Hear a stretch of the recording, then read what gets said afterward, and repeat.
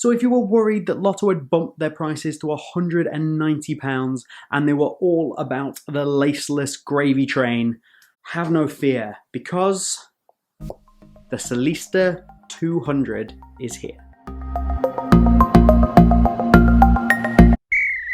What's up guys, James here from BootWizard Boot Reviews, and today it is a full tech spec breakdown of the Lotto Solista 200 third generation model. So this is the top end model with the Lotto Solista Gravity, which is the laceless boot, and this is the low cut laced variation of that boot. So for all of the classic boot purists out there that want laces, that don't want dynamic fit collars, mid-cut collars, or any of that nonsense, this one is here. Although it is still a knitted upper, but it's great.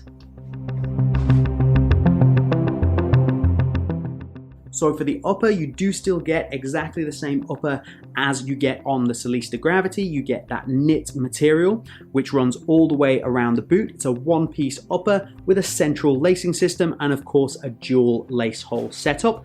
Nothing revolutionary there, but the knit is a really soft knit. This is a beautiful feeling and sensation in hand and both on feet.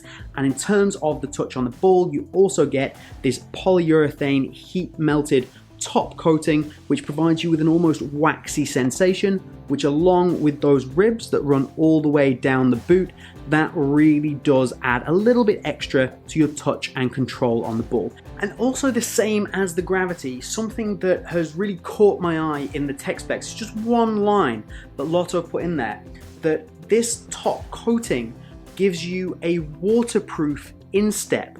So this area of the boot, the instep, would actually be waterproof. I'm not entirely sure exactly how that's going to work, and I haven't tried them in wet weather conditions. But if that's true, that's very cool. So the Lotto Solista is Lotto's speed boot line. So you would expect to get a barefoot sensation from these boots, similar to what you got from the previous Lotto Solista. Now, switching from that synthetic to a knit has taken away some of that barefoot sensation, mainly because of the extra padding that is running through the boot. It's very nice, it feels very premium, the touch on the ball is lovely, and it feels classy almost, but I wouldn't describe it as barefoot. So if you want a really true barefoot sensation, that incredibly close to the ball feel, this boot might not be the one for you, but the touch on the ball is still really nice. It's not excessively padded by any means, but there's definitely more padding than you would get from something like a Vapor 13. Looks-wise, I think these look fantastic. There's really nothing I don't like about the looks of these. I'm still undecided as to whether I prefer the low cut with the laces or that laceless mid-cut. I think I'm low cut with laces when it comes to looks. If you want to see a full detailed unboxing and go through all the little details to do with the appearance of this boot, then do click the link up above. And do remember to subscribe so you get all of those unboxings before I get my reviews out. The sole plate and stud pattern remains unchanged, so it's exactly the same as you're going to find on the previous generation of Solista, and exactly as what you'll find on the Solista Gravity. There is no difference, as you can see. So this is really good in terms of the sole plate. I've said this in a few videos, a few reviews now. I really like the sole plate. It has great stiffness in the heel and in the midfoot. This is a nylon structured sole plate. And then the Pontaflex technology, which is Lotto's proprietary technology, which gives you extra bend and a good amount of flex in the forefoot for your foot to bend in the correct way, in the correct places, is really good because it gives you fantastic spring back in the forefoot of the boot. In terms of the stud pattern, it's a very standard layout. It's almost the same as you're going to get from most of the Adidas boots these days, with the 4 down here, the 3 here, and the 4 studs in the back with 1 chevron support stud. The studs themselves are mainly conical, with some of what Lotto call Evo studs, which are these here, little Pac-Man type studs. So they're put into like important positions which are going to give you the best traction, the best ability to change direction, and the best ability to slow down quickly. I don't really think they do much, to be honest, and I would like to see the stud pattern, the stud shape, be a little bit more aggressive. Something like some more chevron studs, something a little bit closer to what you're going to get from a Vapor 13, even the Adidas X line with those kind of more triangular studs. I think these are good, I think you get good bite, and I think the Soleplate as a whole is fantastic, but for a speed boot, I want something more aggressive. I want like ultimate aggressive straight line traction out of my speed boot, which I don't necessarily get from this. These are also an FG stud pattern. I don't recommend them for AG purely because I find that the studs in the heel are a bit too long for that, but the studs are a good length for FG, and again, it helps the aggressiveness of the traction, even if the stud pattern, the stud shape, sorry, is not the most aggressive. Okay, so let's talk weight. We're gonna do a couple of comparisons. So I'm gonna start with the Lotto Solista 200. 190 grams in my size, which is a UK 8. That is a really good weight.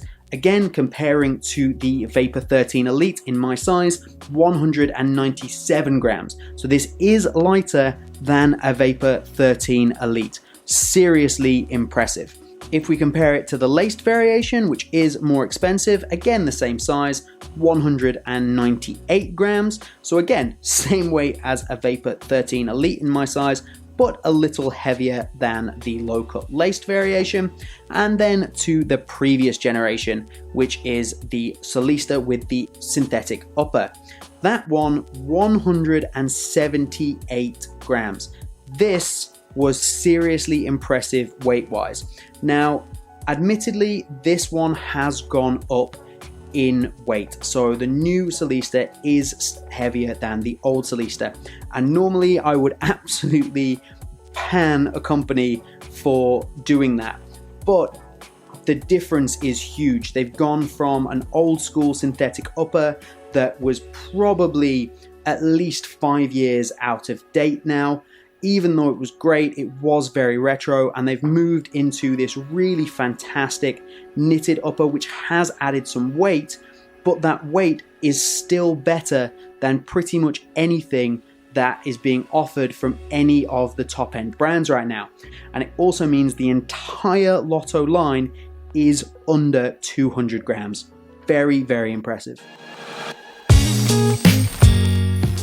So value for money, we can't really talk about the value for money on this new 140 pound Lotto Solista 200 without mentioning its 190 pound counterpart, the Lotto Solista Gravity. So 190 pounds, 140 pounds. They have exactly the same upper, they have exactly the same sole plate and stud pattern. Really, the only difference between these two boots is the fact that this one is laceless and has a mid-cut collar. This one is laced and does not have a mid-cut collar. So for the sake of £50, you can save £50 by going for the low-cut laced variation. So realistically, value for money wise, this for me is far better value for money than the Solista Gravity, because you get everything the Gravity offers for a lot less money. So we should also talk about other top-end models that would be in competition with this, other speed boots, the New Balance Furon, for example, the Nike Mercurial Vapor 13 Elite, the Adidas X 19.1.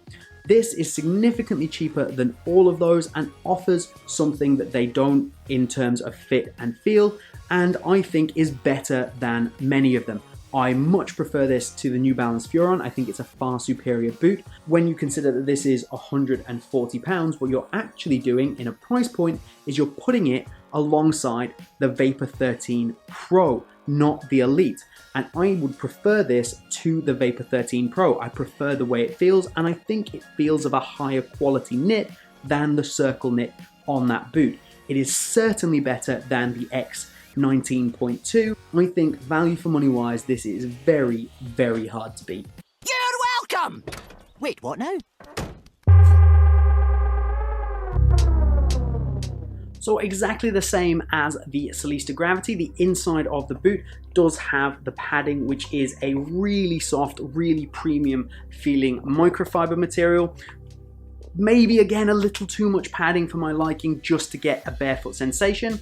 The insole is the standard Lotto insole, which I'm not crazy about, but insoles these days on football boots aren't the greatest things that you're going to come across anyway. It does the job and I can't really complain about it too much. In terms of sizing, I've gone for my regular size UK 8. Fits me very nicely, no real issues at all. Width-wise, they're not crazy narrow, but I still probably wouldn't recommend them for you if you have wide feet, and they do fit best when you get those laces pulled tight.